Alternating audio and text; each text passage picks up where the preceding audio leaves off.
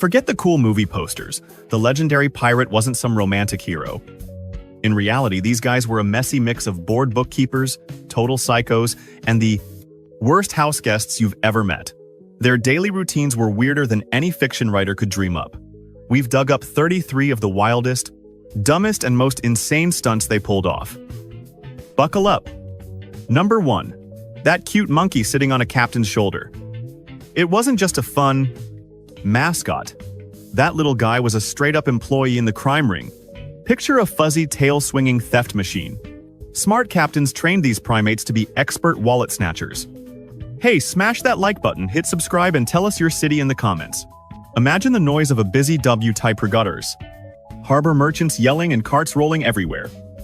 The pirate causes a scene, while his hairy little partner gets down to business. The monkey would dart between legs completely unnoticed because of its size and use those creepy little fingers to swipe coin purses, grab gold chains, and even steal jail keys right off a guard's belt. It was the ultimate crime duo. The monkey worked for bananas. And good luck explaining your mugger to the cops when he weighs 5 pounds and is currently eating a mango 30 feet up a tree. Number 2. Blackbeard was more than just a pirate. He was a genius at messing with people's heads, and his facial hair was his best prop. To look like an actual monster from hell, he did something totally bonkers. He lit his own face on fire. Before a fight, he'd take hemp cords soaked in chemicals and saltpeter, tie them right into his massive, bushy beard, and light them up. As they closed in on a victim, the fuses would sizzle and burn surrounding his life. Head in a black, nasty cloud of smoke with sparks flying around his crazy eyes. Picture being a poor deckhand trying to defend your boat, and this guy charges at you looking like a human fireworks show. Most sailors just dropped their swords and gave up immediately. No. Cannons required just a dude fully committed to being a nightmare. 3. Sailing the ocean was mostly just staring at water for weeks, interrupted by the occasional stabbing. So, when pirates finally hit land, they needed to blow off steam, and their favorite hobby was surprisingly weird giant turtle racing. On some sandy island, these scary killers would drag massive sea turtles onto the beach and bet piles of stolen loot on which one would crawl to a tree first. It must have looked ridiculous. A gang of the world's most wanted men hammered on grog, screaming at reptiles moving at 1 inch per hour. The turtles obviously didn't care at all, often wandering the wrong way or just falling asleep. It was like watching grass grow, but with more swearing and high-stakes gambling. 4. Calico Jack Rackham is a famous name. But his career didn't end in a blaze of glory. It ended with a drunken faceplant. When? The authorities caught him in 1720. They expected a war. What they found was a floating frat party.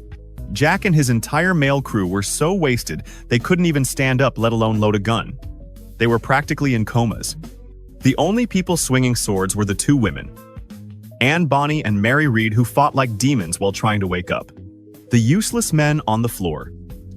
The Navy captured the boat with 0 effort, ending a legendary run, not with an explosion but with the sad groan of a massive headache. 5. The main food source for pirates was a rock-hard biscuit called hardtack. This was just flour and water baked until it was basically a brick. The good news: it never went bad. It could survive the apocalypse. The bad news: it was also a luxury hotel for bugs. These crackers were always full of weevils and maggots. So what does a hungry sailor do? They came up with a gross life hack. They would only eat the biscuits in total darkness. The theory was solid. If you can't see the wiggling worms you are chewing on, they aren't really there. It was a disgusting but effective way to ignore the extra protein in their dinner. 6.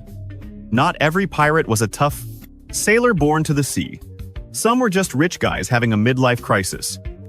Meet Stede Bonnet, the gentleman pirate.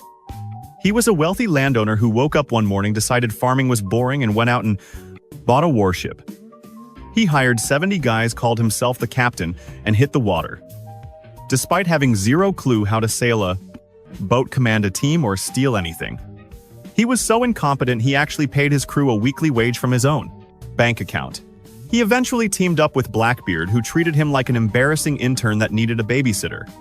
7 pirates played dirty, and their nastiest trick was the stink pot. This was basically a biological weapon designed to make people puke. They'd grab a clay jar and fill it with sulfur tar, rotten fish, old meat, and anything else that smelled like death. Before jumping aboard another ship, they'd light a fuse and toss these grenades onto the deck. The jar smashed, releasing a cloud of gas that smelled so bad it was blinding.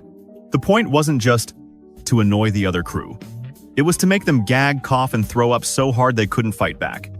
It was a gross tactic that won fights by sheer smelliness. 8. Forget the minimalist look from the movies. A rich pirate. Captain usually looked like he'd raided a costume shop and put on every outfit at once. After taking a loaded ship, one of the first things pirates did after a raid was rifle through the fancy luggage of rich passengers. This led to the absolute comedy of rugged, sun-baked tough guys stomping around the deck, wearing powdered wigs, delicate silk jackets, and frilly lace ties. It was completely useless for sailing work. But he didn't care about utility. It was a loud, obnoxious flex. They were literally wearing their loot, twisting the status symbols of the snobby elites they hated into a messy, mismatched uniform of rebellion. Fact 9. In the days before dentists existed, a bad tooth was basically endless torture. Especially when your diet was rock-hard biscuits and vitamin deficiencies. When the pain became too much to handle, pirates used a remedy that sounds more like a torture method. They would mix gunpowder with a splash of water or rum to make a gritty black paste and then scrub it aggressively onto their rotting gums. The logic, which was barely logic at all, was that the rough charcoal and sulfur would simply scour the pain away. In reality, this just hurt like crazy, stripped the enamel right off and made the gums even angrier.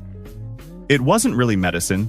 It was just a desperate attempt to explode the problem with something that felt dangerous. Fact 10. Despite their reputation as lawless maniacs, pirate crews had HR departments better than some modern tech companies, including a shockingly fair workers' compensation plan. Before setting sail, the gang would write up and sign a pirate code or articles of agreement which listed the rules, and crucially, a payout menu for getting maimed on the job. This wasn't a vague handshake deal. It was a grimly specific price list for your limbs. Losing a right arm, your main sword-swinging tool could earn you 600 pieces of 8. A left leg might be worth 400, and losing an eye could get you 100. This wasn't about kindness. It was cold, hard business. It guaranteed every pirate fought like a demon, knowing that even if he got chopped up, he wouldn't end up begging on the streets. Fact 11. That classic eye patch you see in every costume shop probably wasn't covering a missing eye at all. It was actually a genius low-tech biological hack for winning fights. Battles at sea were a messy mix of blinding sunlight on the top deck and absolute pitch darkness inside the belly of the ship. By keeping one eye covered, a pirate kept it permanently adapted to the dark. When the brawl moved downstairs to loot the cargo or chase hiding victims, he could just flip the patch to the other eye, while his enemies were stumbling around blind. The pirate had instant night vision. It was a simple trick, but it gave him a lethal advantage during those chaotic first seconds of indoor combat. Fact 12. A pirate ship was basically a floating powder keg of ego booze and weapons. 2. Stop. To their boat from becoming a non-stop murder zone. Most pirate codes had a strict no brawling on board rule. It was purely about protecting the equipment. You couldn't have guys slashing at each other and accidentally cutting the sails or the hull. But arguments were going to happen. The fix was a formal, almost polite system. All personal beefs had to be settled the next time they hit land. Once on the beach, the two angry pirates were given pistols or swords and told to figure it out. It was essentially scheduled violence, ensuring that all that lethal rage happened safely off-site, far away from the expensive ship. Fact 13. When you picture pirate gear, you think of swords and old pistols. But when they ran out of bullets or needed a bigger boom, pirates became the MacGyvers of destruction. On tropical islands full of coconuts, they invented their own, a version of a frag grenade. A pirate with some basic crafting skills would hollow out the fruit, pack it tight with gunpowder, and jam in a short fuse. The result was a crude, unstable, but terrifyingly effective bomb. When lit and tossed onto an enemy deck, the coconut grenade would blow up, blasting the area with force and spraying deadly wood shrapnel everywhere. It was the ultimate example of turning your salad into a weapon. Fact 14. Movies make pirate life look like a 24/7 frat party with gambling and drinking. The reality on some ships was more like a floating, well-armed church camp with a bedtime. Many pirate captains wrote laws banning the two things that caused the most fights: women and dice games. The legendary Black Bart Roberts was basically a fun police officer. His rules banned gambling for cash, demanded lights out at 8 p.m. sharp, and allowed 0 women on board to stop the crew from getting jealous and stabbing each other. He even told his guys to go to church services on Sundays. Imagine being a terrifying outlaw only to have your boss tell you to put down the beer and go to sleep because it is a school night. Fact 15. That single gold hoop earring wasn't just for looking cool. It was a weird mix of bad medical advice and financial planning. Sailors thought poking a hole in mediates, a specific part of the ear, would magically fix their eyesight, like acupuncture for snipers, which was supposedly key for spotting victims on the horizon. But the jewelry had a second, much smarter use. Gold was money everywhere, and the earring was basically a down payment for a pirate's own funeral. The idea was that if his body washed up on a beach, the locals could sell the gold to pay for a proper burial, ensuring his ghost wouldn't be stuck wandering the earth. It was half superstition, half afterlife insurance policy. Fact 16. On a boat full of serial killers and canon experts, one of the most protected guys was actually the band geek. Life at sea was miserable, boring, and sad, making high spirits the most valuable thing on the ship. A fiddler or accordion player was basically the captain's secret cheat code for morale. These guys dropped beats to synchronize heavy lifting and blasted hype tracks before combat. Musicians were the ship's VIPs, literally too valuable to kill, so they skipped the fighting. They even snagged a full paycheck just for providing the soundtrack to the violence. 17. Being a pirate was lonely and deadly, so the bros had to stick together. Enter matelotage, essentially a legally binding bromance or pirate civil union. It was an all-in partnership, shared loot, shared resources, and guarding each other's backs. If one dude died, his partner inherited everything. No probate court, just instant cash. This wasn't just a casual handshake, it was serious social security for outlaws. A tactical marriage ensuring someone actually cared if you took a musket ball to the face. 18. Picture a workplace where the CEO has a cutlass and firing you means death. That was pirate corporate life. So how do you complain without getting executed? You use the round robin, a genius bureaucratic loophole. Instead of a list where the top guy gets blamed, everyone signs in a circle. No beginning, no end, no ringleader for the captain to target. Pure genius. It was essentially a mutiny petition with built-in anonymity features. This allowed the crew to unionize and vote out the boss without getting stabbed. 19. Hollywood shows captains as tyrants, but real ships were shockingly woke. These vessels were arguably more democratic than the actual countries they were robbing. The captain was just an elected manager who could be fired by a show of hands. Unless bullets were flying, everything from navigation to discipline was voted on. It wasn't about high ideals. It was about keeping a boatload of killers from killing you. You have to give the angry mob a vote if you want them to follow orders. 20.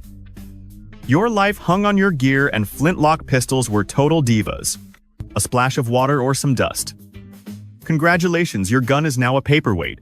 That is why pirate law mandated obsessive cleaning routines for all hardware. If your piece was dirty, you didn't just get a scolding. You got flogged. It wasn't about inspection parades. It was about not dying because your trigger jammed.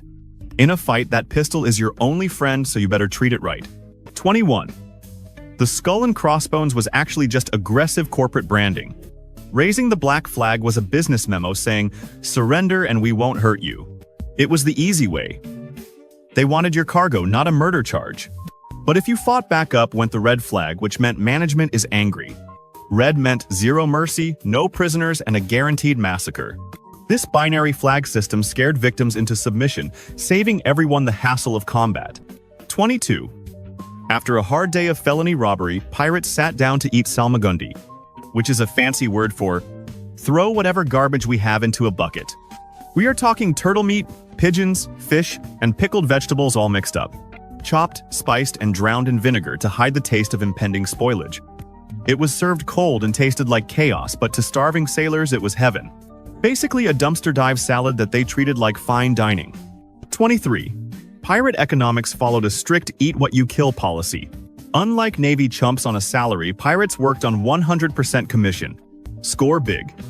Everyone from the boss to the janitor gets a fat stack of gold. Come home empty. You literally worked for exposure. High risk, high reward. On the payroll. This industry had zero tolerance for loafers. Your hustle came from your empty stomach and the terror of crawling back to port broke like a total failure. 24. We all love the fantasy of pirates burying loot on creepy islands and drawing little X marks on maps. It is the ultimate legend, mostly thanks to that book, Treasure Island. But here is the buzzkill: real pirates almost never buried their cash. Why? Because they were terrible at saving money. A pirate's buzzkill: life expectancy was tragically short, so they lived fast. The second they got paid, they would steer toward the nearest party hub like Nassau or Port Royal and blow every single coin on an epic bender of booze, dice, and debauchery. That gold wasn't a 401k plan. It was fuel for the wildest rave imaginable before they had to go back to work. 25. Being at sea meant eating garbage, so finding fresh food was a war. Some ships were basically floating filthy barnyards. They would let dozens of chickens run wild on deck. Sure, this meant fresh eggs and, eventually, a roast dinner, which beats chewing on rock-hard salted beef. But the hygiene was a horror show. The floor would be slick, with bird poop, turning the ship into a sliding, disease-ridden mess. Mix that smell with rotten bilge water and unwashed dudes, and the stench was probably lethal. But hey, for a pirate craving a fried egg, walking through filth was a fair trade. 26. That parrot squawking on a captain's shoulder. It wasn't a best friend. It was a wallet with wings. Back then, Europe was obsessed with weird exotic stuff. Rich snobs were dropping huge money on colorful animals from the New World. Pirates were just flipping merchandise. An exotic bird caught in the jungle could sell for way more than the actual stolen cargo in the most hold. So even if a pirate liked the bird, its main job was being a high-value, easy-to-feed cash cow waiting to be sold at the next dock. 27. Walking the plank is pure Hollywood. It rarely happened. The real punishment was getting marooned. This was a clawing, slow calculated death sentence. If you stole from a buddy or wimped out in a fight, they would dump you on a tiny dry rock in the middle of nowhere. They would leave you with some water, a sword, and a X's pistol with one bullet. That bullet wasn't for hunting dinner. It was a dark gift. It gave you the option to end it quickly instead of going crazy from thirst and heat. It was psychological torture, a grim reminder of how brutal their world really was. 28. So what happened if a pirate got their leg blown off? You would think they would just get tossed overboard, but pirates actually invented disability insurance. On places like Madagascar, rumor has it they built pirate communes called Libertalia. In these bandit paradises, they kept a stash of cash to support the crew. This money paid for guys who got maimed or were too ancient to fight.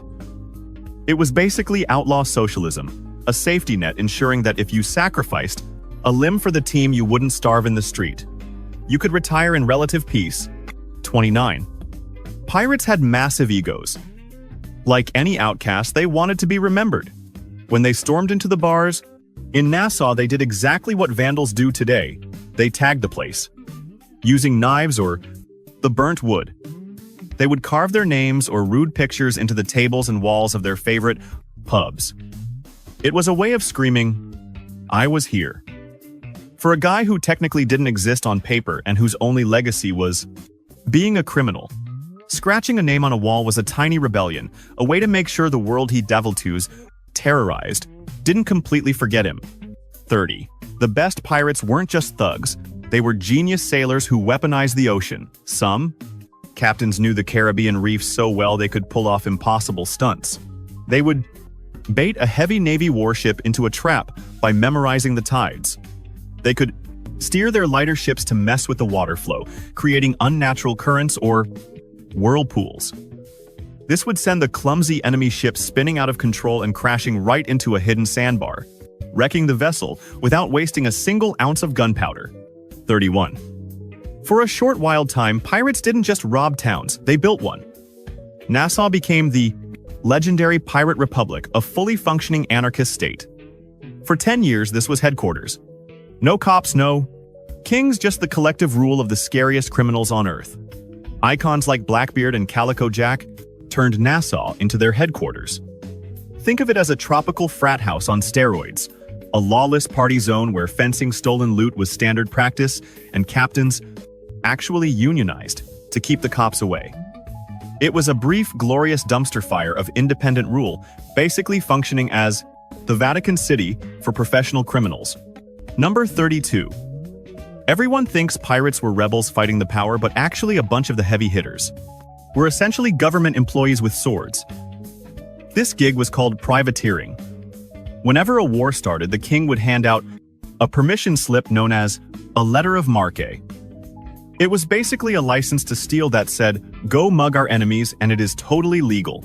The state got a discount navy without building ships, and the captain got a shot at becoming filthy rich, with the Queen's high five.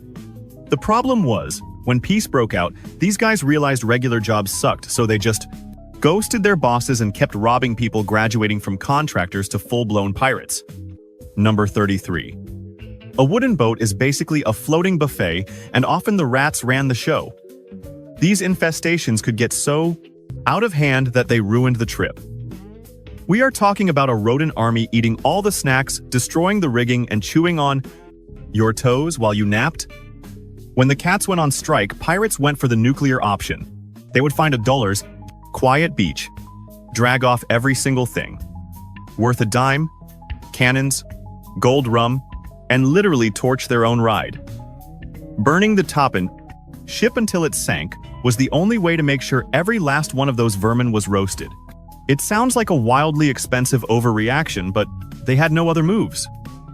Basically, a pirate's life was a mix of weird bylaws, mayhem, and bad decisions. We have tossed 33 odd facts at you, but history is full of even stranger junk. So, here is the challenge. What is the one pirate fact so bonkers that it should have taken the top spot? Drop that knowledge in the comments below. Now go smash that like button like a bottle of rum, and subscribe for more weird tales from the past. Thanks a million.